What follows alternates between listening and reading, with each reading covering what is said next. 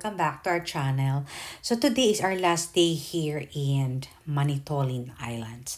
So we decided to go for fishing. Tsaka sabi nilang meron daw lake shore sa likod ng aming pinag-iistehan. So we will just go there. It's just few minutes away from here where we're staying. Para siyang may end. Pumunta doon. Tapos ayan yung sunset.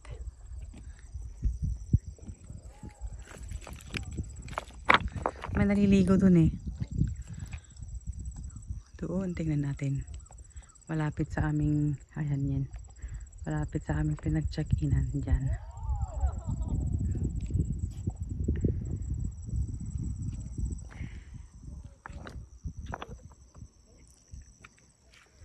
Very quiet dito eh.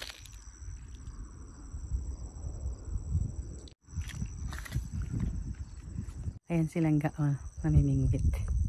So ayan ang sunset. Ang ganda talaga oh, mga wildflowers.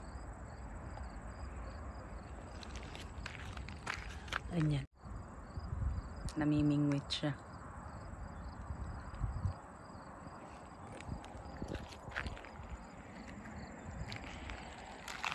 So ayan yung mga wildflowers na purple ang kulay niya sa taas, sa bundok na yan. Ganda.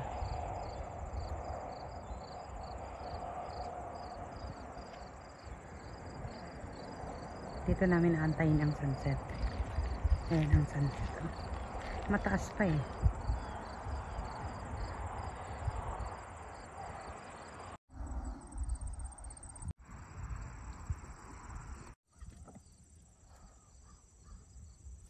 Looking at the sun.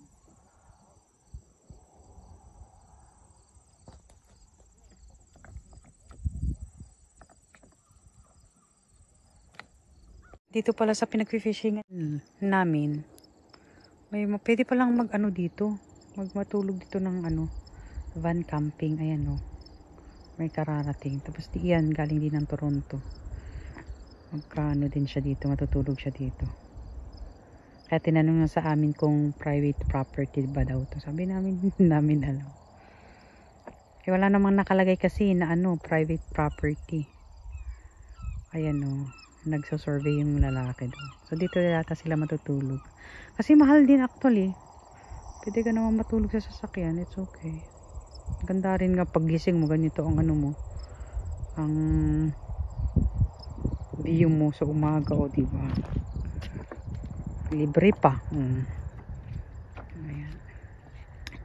Alas 9 ng gabi. Hindi pa siya tapos namimingwit.